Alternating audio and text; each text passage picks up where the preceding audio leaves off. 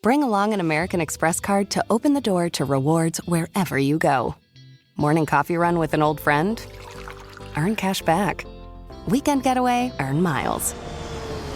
Dinner at the hottest restaurant in town? You get the idea. No matter the place or the plan, Amex rewards your inner explorer. See if you pre-qualify for an American Express card with no impact on your credit score. Learn more at americanexpress.com/check-4-offers. Your credit score may be impacted if you accept a card. Terms apply.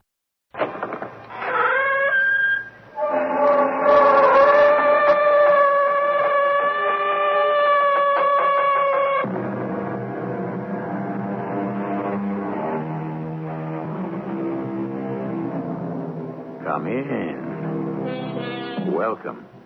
I'm E.G. Marshall. You know that phrase, killed in the line of duty? It's one of the saddest epitaphs to those who lay their lives on the line. A guard, a night watchman, a cop who was shot while on duty. You've seen the photographs in the papers of a long line of policemen standing in sorrow at the funeral of a buddy. Have you looked closely at the expression on their faces? I might be next, it says.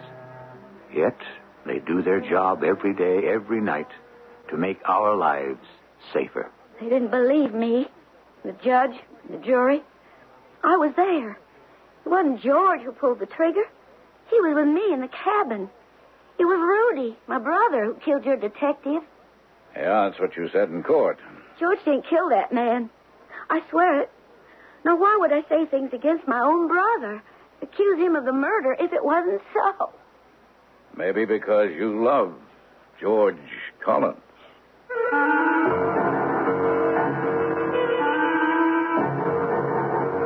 Our mystery drama, The Missouri Kid, based on an actual documented historic case, was dramatized especially for Mystery Theater by James Agate Jr. and stars Lloyd Battista. It is sponsored in part by Buick Motor Division and Contact, the 12-hour cold capsule. I'll be back shortly with Act One.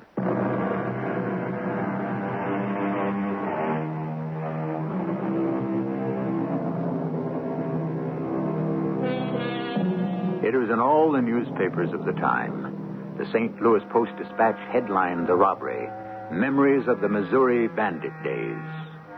Today, through the miracle of radio, we can turn to that story and actually hear it happening. It is 3 days after Christmas, 1902.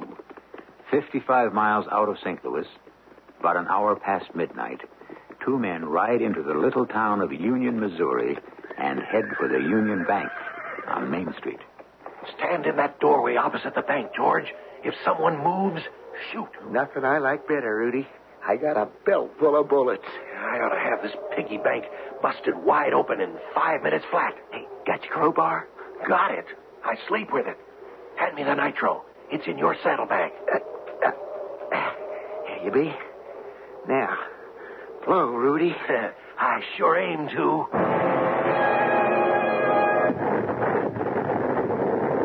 Hey, what's going on down there, Sheriff? Someone's just blown up the bank. Well, I'm going to give him a blast. Come on, Rudy. Hurry, will you? The whole town's waking up. Hold the horses still, will you? Those hicks can't hit anything. Help me load these money bags on the horses. Hey, someone just put 2 holes in my hat. There's the second bag. Keep shooting back, George. Do I have to tell you everything? Grab this bag, will you? Hey, now how many hands you think I got? You're lucky. Most of the money's in bills, not silver. That's it. 5 bags full. Now let's get out of here before their aim gets better. Come on, get out there.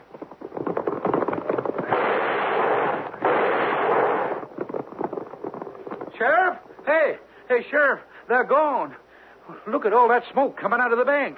Now, someone get the fire department. Looks like the bank's on fire. Well, do something, somebody. The Union Bank's just been blown up.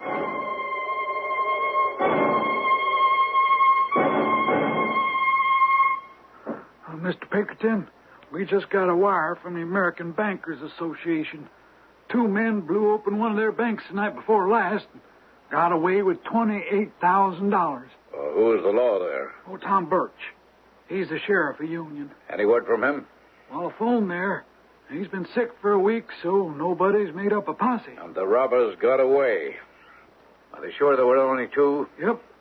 And made a mess of Main Street between them. All right, CJ. It's your case. Find those two robbers and find them good.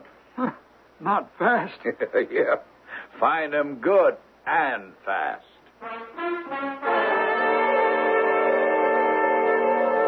Sheriff Tom Birch.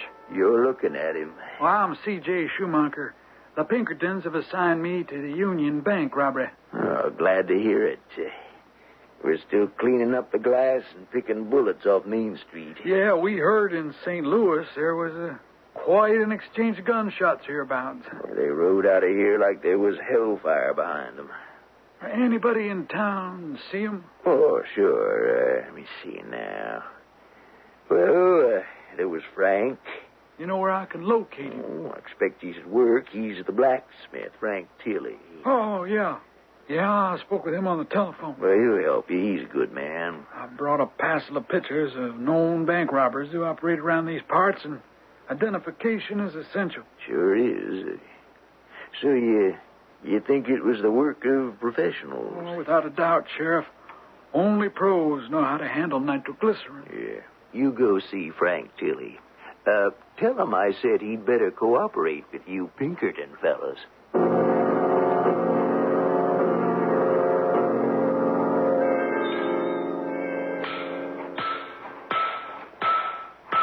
Mr. Tilley? Frank Tilley? Huh? Oh, yeah. What is it? Well, I'm C.J. Schumacher of the Pinkerton Detective Agency. Oh, about those bank robbers. Yeah, well, if you're busy, I'll come back later. No. Let's head for these barrels over here. Set yourself, Miss Schumacher. What can I tell you? Well, I brought this satchel full of pictures I'd like you to have a look at. What we at the agency call our rogues gallery. Mugshots of every outlaw, professional, trained, and bank robber we ever had dealings with. Now, if you just have a look. Oh, I don't have to. The man was wearing a mask. I never did get a good gander at him. But the other one, I saw him right clear. Oh, that's fine. There's a gas lamp right outside the bank where they had the horses hitched, and son of a gun, if it just didn't blow out. I seen him come out of the bank and all that smoke blown, and he's loading up the horses with the bags of money. I recognize him straight off. Well, who was he? Bill Rudy Rudolph. Know him anywhere. Rudy Rudolph. The Missouri Kid. That's the one. The Missouri Kid. Yeah, he could pull a job like this. Well, you don't happen to know where he's been living these days, do you? Up in the Standings, as far as I know. He's got a cabin there. His sister's place, actually. She's a real nice girl, Nellie Rudolph. But she could never do anything with him. You know, Rudy's a real tough hombre. You don't aim to go there and take him alone, do you? Well, that's what I aim to do. You Pinkerton fellas have all the excitement. Well, sir, I hope you get Rudy. He sure has been needing the comeuppance for many a year. So I hear tell. Well, it's about time somebody laid a hand on his shoulder and cuffs on his wrist.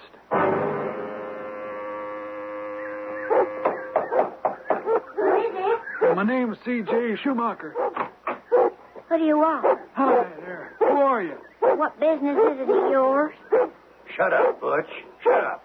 Oh, I'm sorry. Looks like I knocked on the wrong door. How do you know? Who'd you want?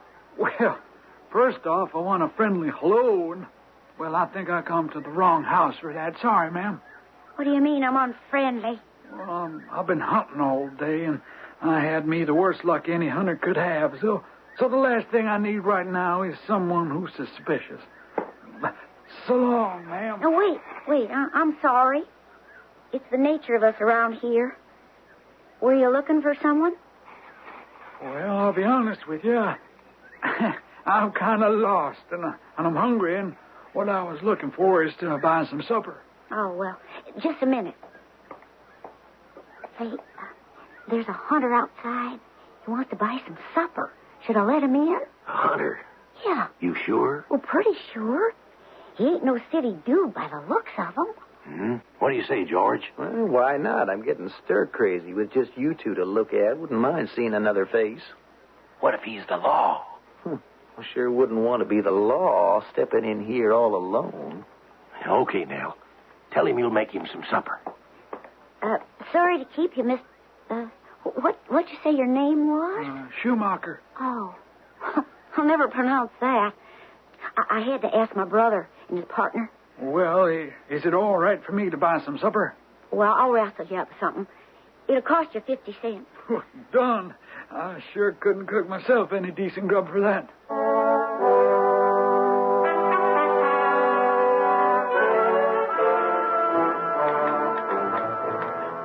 Ma'am, that was mighty good.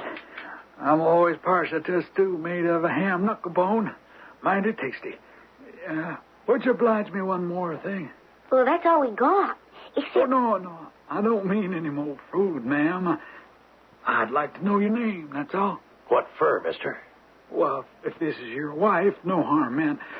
Only when folks treat me right, I want to thank them by the name. Well, she ain't my wife. She's my sister. And her name's Nellie. Wife or sister, she's a mighty fine cook. Mind if I sit a while? I've been 20 miles today with no luck. Hold on now. Well, what are you reaching for your gun for? Well, force of habit, I guess. Are you the brother of this gentleman? He wants to know a lot about us, doesn't he? Oh, just trying to be friendly, to make conversation. We don't make much conversation out here, and if you really want to be friendly, mister, I suggest you take those shells out of your shotgun. Oh, why, sure. It makes me nervous. Oh, glad to oblige. Those shells didn't do me much good today, I tell you. Would you like some canned fruit? We got some canned peaches. Sure would round things off to have something sweet. Mighty good of you, Miss Nell. I appreciate that. So the hunting's not too good today, huh? The whole day's been a bust. I fired this jackrabbit, see? And I go up and take a look for it, and there's this trail of blood. And I think to myself, well, now, there's too much blood for a jackrabbit. Maybe I hit a bear. Ain't no bears in these parts. Well, maybe a deer. Could be a deer. Here's your fruit. Oh, thanks, miss. Well, sir, I hadn't shot no animal. Somebody been making a campfire and left this canned tomatoes, and I plugged it. Scored a bullseye. Knocked it clear off the ground 50 feet, leaving a trail of tomatoes. Well, well, I think I'll be moseying along now. And, well, thanks very much for the meal. Hold on, mister. You just sit back and relax. Why, you ain't touched those peaches Nellie brought you. Now, that's not nice. Not friendly-like. Eat up. I got a few questions I'd like to ask you myself. George, hand me that pistol. I'd just like to have it in my hands here while I'm talking to this here gentleman. C.J. Schumacher, the Pinkerton operative, sat back in the kitchen chair in that out-of-the-way cabin, his own shotgun empty, the bullets jingling ineffectively in his pocket. He faced a loaded pistol and two of the most wanted outlaws in America, the Missouri Kid and his partner, George Collins. C.J. wasn't sure the other man was George Collins, but he was pretty certain that if he didn't come up with the right answers, they'd kill him without a second thought. I'll be back shortly with what happened in Act 2.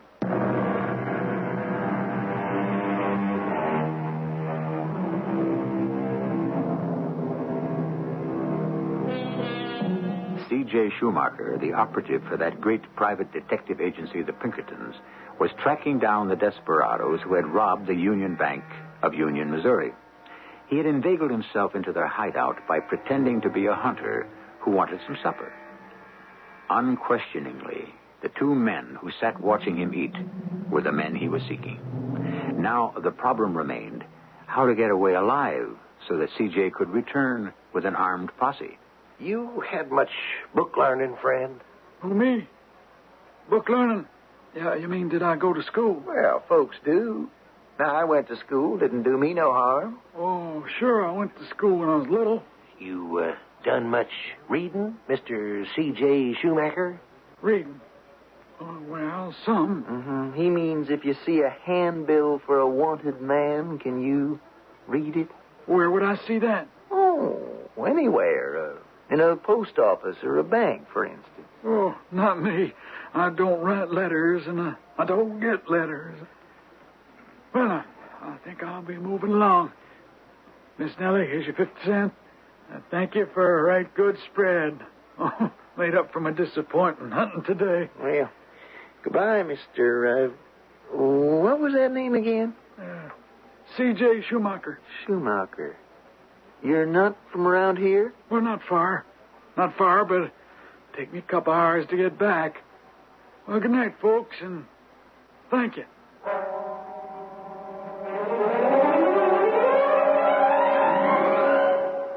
Mr. Pinkerton, I came just as fast as my horse could get me here to St. Louis. Welcome back, C.J. Your brother Danny was getting a little worried about you. It's about time Dan learned worrying is something an operative just doesn't have time to do. Yeah, but I have to admit to you, I was a little fussed a while back. I was having me a bite to eat with the Missouri kid and his sister Nellie Rudolph and the kid's partner, who I think may be George Collins. I'm sure it's them who did that Union Bank job. So I'm planning to go back to Union tonight. Get up a posse and haul them in. I wish we could, C.J., but we've got no prima facie evidence against Rudy. One man recognizing him across the street under a gas lamp is not enough. I read your report. Yeah, what about that old torture robbery charge? Remember that old couple, the Hollises? Rudy and some other gun boy tortured the old man and woman with hot pokers to make them tell where they'd stashed money. Turned out there wasn't any. Ah, that's the answer, C.J. You find your sheriff, swear out the warrant, and get going. Oh, by the way, your brother Danny wants to know if he can go along with you. Well, tell him he'd better stay in St. Louis and help mind the store. Who knows? Maybe someday you'll find him more useful than me.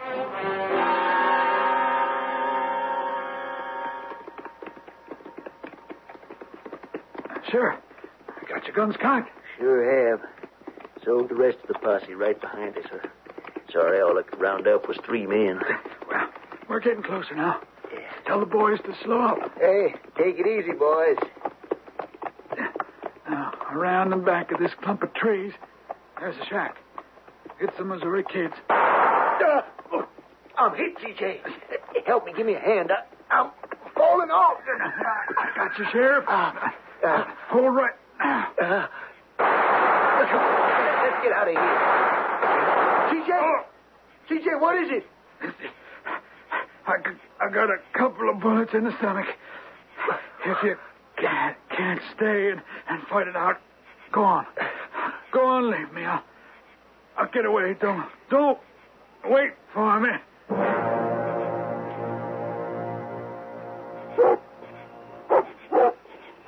Shut up, Butch. You heard me. Shut up.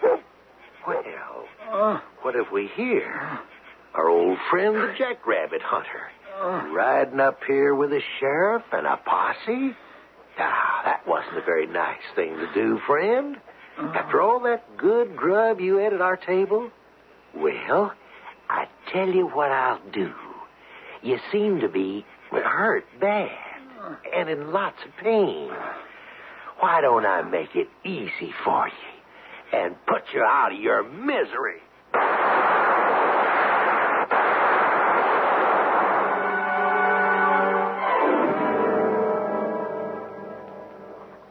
Mr. Pinkerton. Yes, Danny. What do we got there? A telegram. They killed my brother. Give that to me. Regret to inform you we have recovered body of C.J. Schumacher killed in gunfight with Bill Rudolph and unknown assailant. Oh, Dan, I can't tell you how sorry I am. I want you to call the staff, all the local officials of Union, And from Stanton, too, right now. I want them all here in St. Louis as soon as you can get them together. The world's not big enough to hide C.J.'s murderer.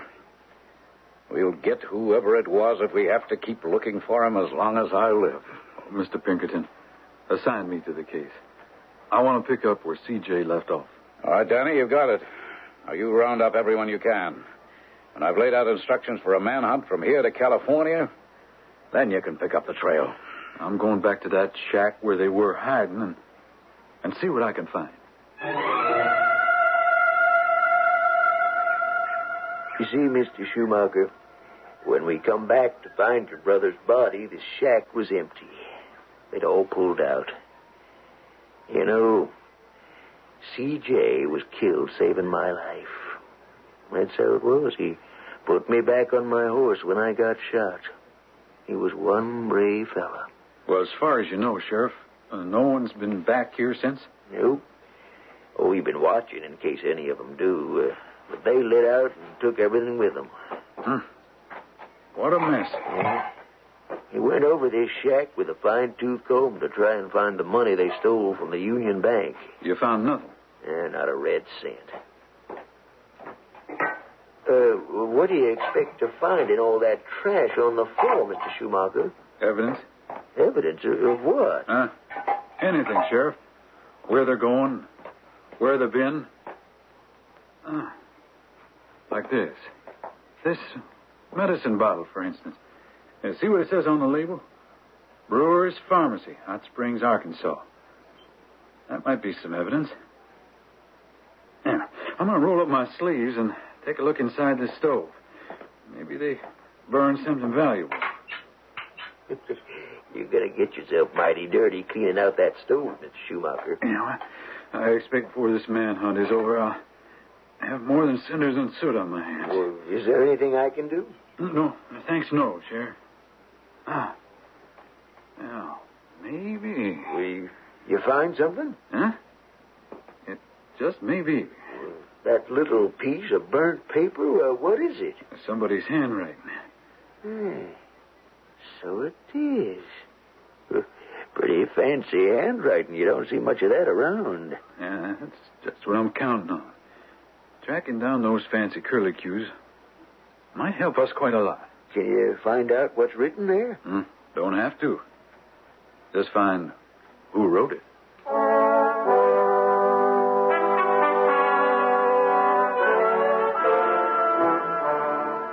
I don't care what you say, Danny. Evidence that'll stand up in court, that's what you must have, proof. If I could have my way, Mr. Pinkerton, those two would be hanging from a lamppost, not hanging around in court. Danny, that's not the way our operatives should think, and you know it. I'm sorry, I just don't feel like a lecture now. Who brought in the evidence? Good evidence. The pharmacist in Hot Springs made positive identification. There were two men who went in for that prescription. One was Rudy, and the other George Collins. Now, I myself checked every boarding house in Hot Springs and come up with a name on a boarding house register that matched exactly the fancy handwriting on that piece in the stove. Well, look at this. Army records. Description. Collins was a company clerk with Company M, 35th Infantry. Now, his handwriting was so good. Look, samples. Now, don't tell me I don't have enough evidence and reports. Where do they say Collins is now? Hartford, Connecticut. Now, I've got our Connecticut operative trailing him right now. But where's Bill Rudolph, the Missouri kid? That I don't know. Can't you see, Danny, it's better if we wait until the two join up and then haul them in together. Now, you take Collins alone with that slim handwriting evidence, he'll get himself a smart lawyer and be out before you can say mouse. So you're saying wait, is that it? Wait? Well, I ain't going to. I'll take my chances and pick them off one by one. That's vigilante talk, Danny, not law and order. Well, maybe so. Due process of law is too slow for me. So, Mr. Pinkerton, I ask you to accept my resignation. Whatever I do, I'll do on my own hook. Well, I'm sorry you want to quit us, Danny. You don't seem to understand. This is not just another case to me. Those two murdered my brother. I know that, Danny. But are you talking about justice? Or revenge?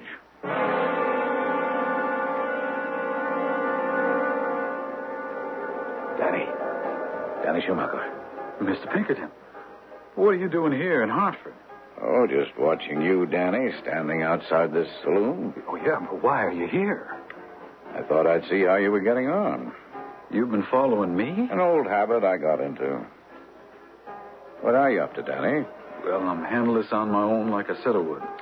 I don't know if you know it, son, but once you're a Pinkerton man, the only way to get out of the agency is horizontally. Or get fired. Well, you're not dead. And I don't remember firing you. You mean I can't quit? That's about the size of it. So I've come to Hartford to give you a hand. Oh, Mr. Pinkerton, that's great. Listen, it's turning out like you want it. Collins is in there right now, buying drinks for the house. You should see him. Dressed fit to kill. And Rudy? He's in there with him. He came into town today, and they're having a high old time in that saloon. What are we waiting for, then? Let's just see if they come along peaceably like innocent citizens, or if they want to put up a fight.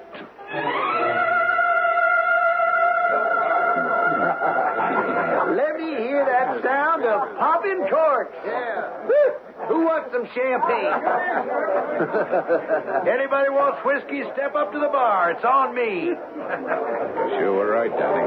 I'd never recognized those two by their clothes. Like city swells. All right, you whiskey bums. Champagne first and then a chaser. You ready, Danny? Want to take him now? When Rudy reaches into his pocket and starts counting money, you aim a couple of times at the ceiling. Yeah, how about some more champagne, Rudy? Yeah, bartender, bring us another case of it. Here's $100. It's a hold-up. All right, reach, everybody. Send those arms up to the sky. You too, Rudy, and you, George. It's the cops. It's Pinkerton men. Wait till I get my hands on you, Ray. Get off of me. Get your hands off.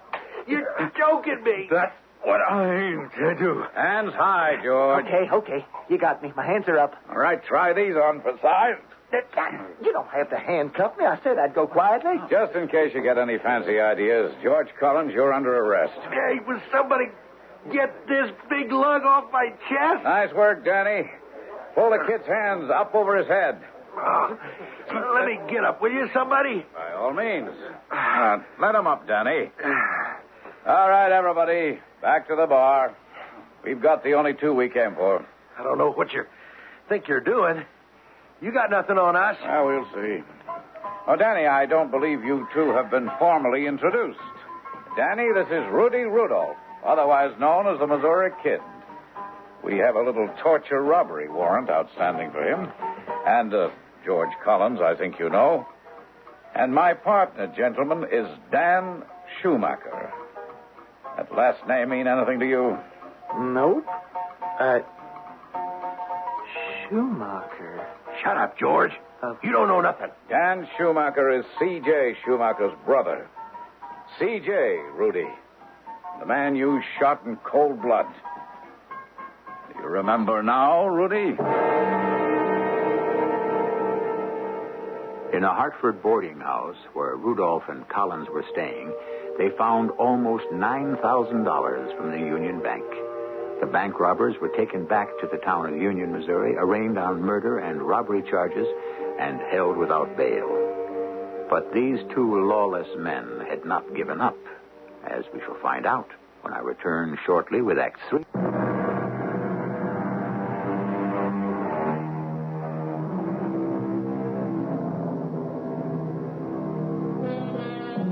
Crime, the criminal, and women never ceased to amaze William Pinkerton.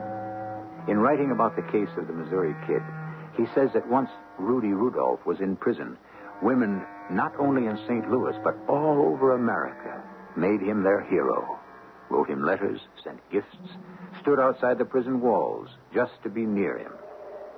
Strange, the fascination of this cold-blooded murderer. All right, you guys, in twos. March by twos. Once around again in the yard for exercise. Charlie Hopper, move on along. You two, Gatsby, move on. Nobody talks. No one talks. George, right behind you, Rudy. This crummy jail's too small to hold us. They searched me good in St. Louis. I couldn't stash a file the way I did in Denver. No file, huh? Not even a toothpick. You better get one. I asked the guard if Nellie could pay us a visit. He said he'd ask the warden. What is this, a tea party? You heard me. No one talks. You the exceptions around here? Well, you may be the Missouri Kid, but in here you do what you're told. And you're told no talking. It's all my fault, guard. I was just telling Rudy I asked you yesterday if his sister Nellie could come see us on visiting day. And honest, that's all I was telling him. Yeah, all right. You got some rights, and I recognize that. George, how's Rudy? I thought, seeing as how I'm his sister, I'd be visiting him. You're lucky they let you see me. Pinkerton phoned the warden, said if they couldn't put on an extra heavy guard to put Rudy in solitary. He's afraid he'll escape. That Pinkerton's a mind reader. But easy. I think that guard is listening. Oh. You mean really, honest? You got all that fan mail for Rudy? All those letters. Well, here, let me smell one of them. Wow, perfume. Hey, guard, you want to smell these letters? Can I take them? Perfumed letters for the Missouri Kid. Yeah, I guess you can have them. I don't think a gun could fit in a letter. Yeah, you're right.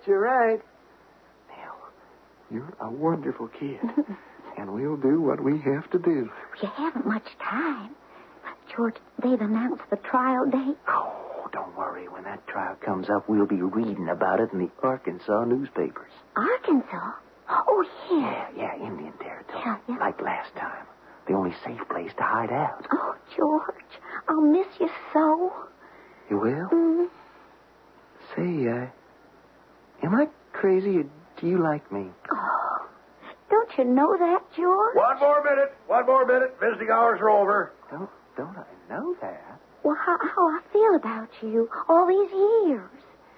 Nell, all these years Rudy and I have been together, to me you were like a kid sister. Oh, well, look at me, George. I'm 18. Do I look like a kid sister to you now? Well, no, you, I can't say that you do. In fact, you look real good to me now. Do you know what I'm hoping? No. That's all, folks. Will all the visitors please rise and form a line to the door? That everything will turn out all right. That you'll get out and then go straight, George, for us. Keep moving. But you were in solitary. They only had one cell, and it was occupied. Said they put me in there after the 4th of July. Did you, get the fan letters? Yeah. And what was in them? Yep. Hey, you. No talking. You heard me. Keep moving. Listen, I got to talk to you. Yeah, where? I'll find you in the mess hall. Keep a place on the bench next to you. I'll bring my tray over.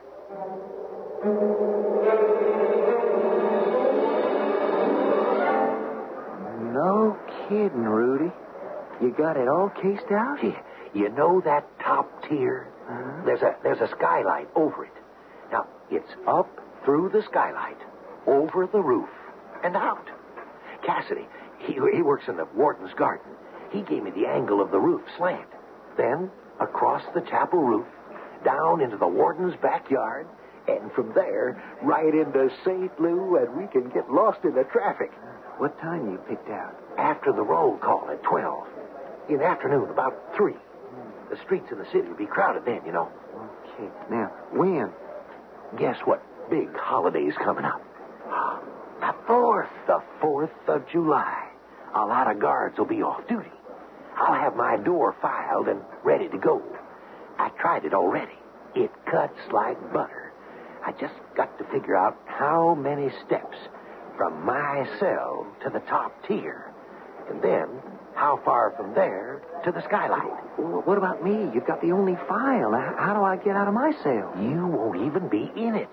The morning of the 4th, you'll have an attack of appendicitis and be screaming with pain. You'll be in the infirmary. I can feel that appendicitis coming on right now. Here. They'll slip some money in those fan letters.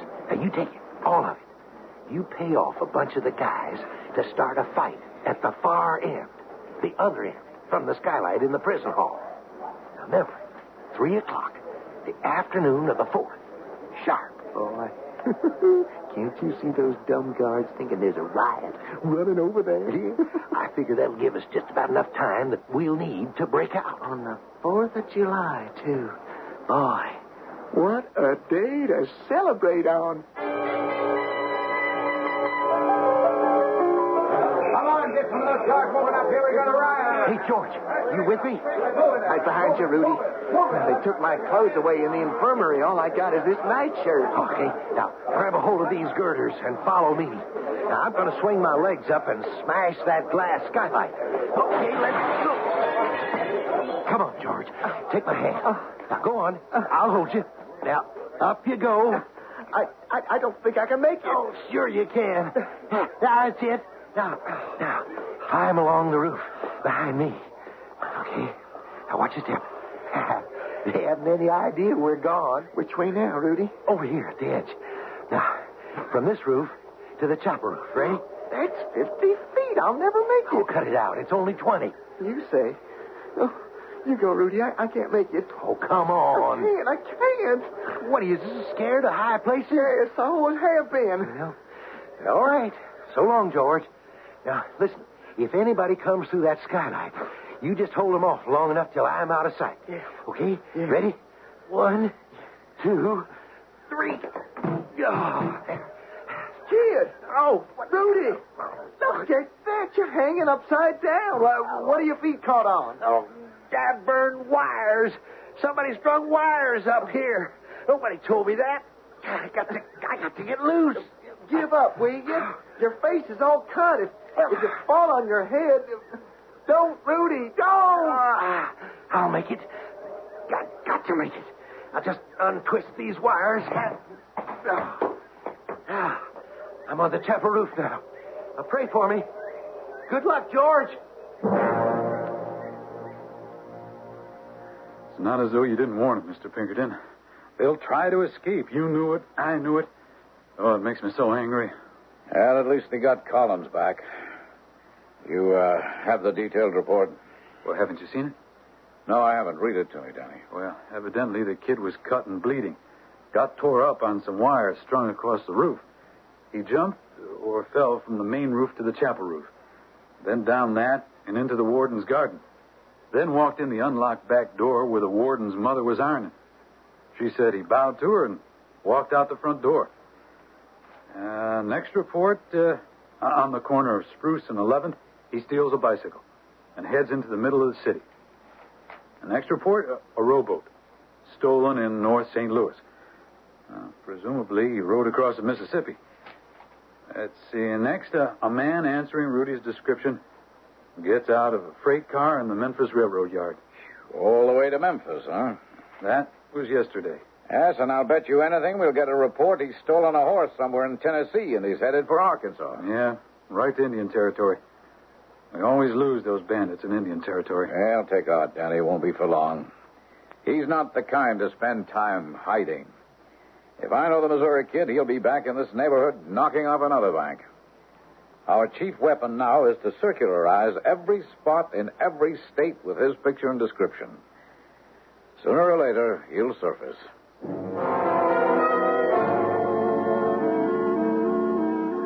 Mr. Pinkerton, Rudy's sister's outside.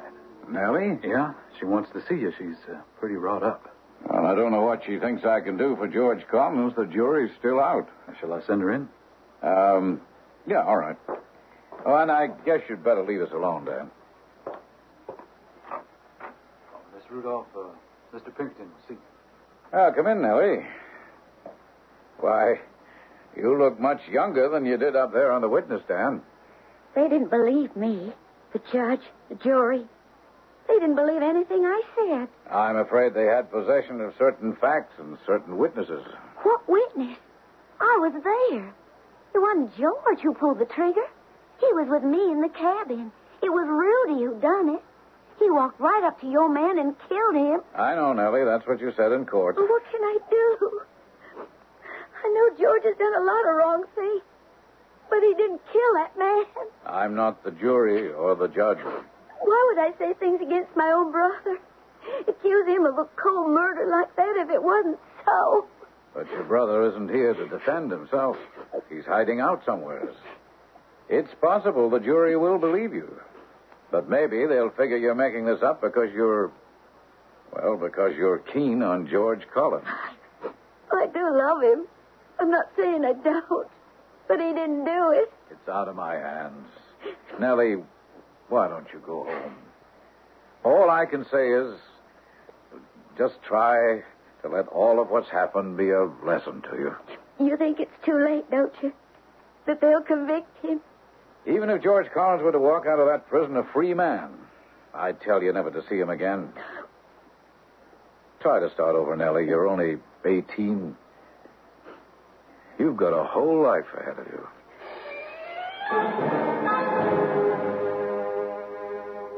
Good morning, Mr. Pinkerton. What are you so bright and cheery about? Well, I don't like to say I'm celebrating, but I guess in a way this news makes me feel real good. All right, spill it. Well, for one thing, it's almost a year since George Collins was convicted and hung, and we kept trying to find Rudy. And we will keep on trying. Well, I think our luck has changed. He's come out of hiding, and he's done exactly what you said he would. Here's the telegram.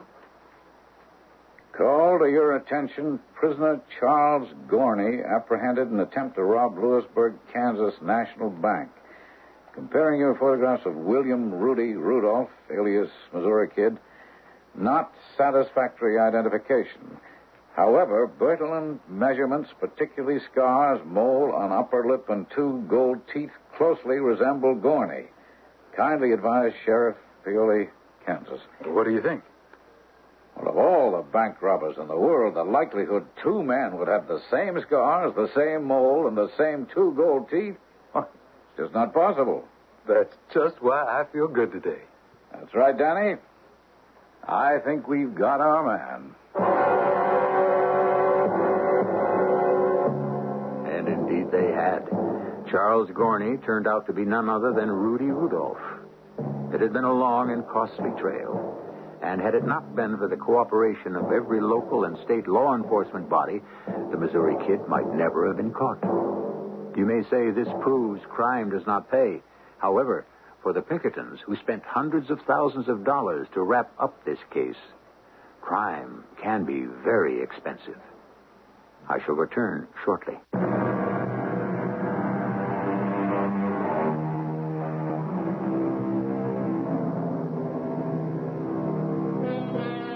It was May 1905, 52 months after the cowardly murder of Detective C.J. Schumacher, that the second outlaw, the Missouri Kid, died at the end of a rope. It was also the beginning of a tradition followed to this day. If a lawman is killed in the line of duty, none of his brothers will rest until the criminal is brought to justice. Our cast included Lloyd Batista, Ian Martin, Robert Maxwell, E.V. Juster, and Russell Horton.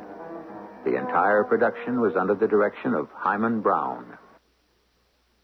This is E.G. Marshall inviting you to return to our Mystery Theater for another adventure in the macabre. Until next time, pleasant dreams.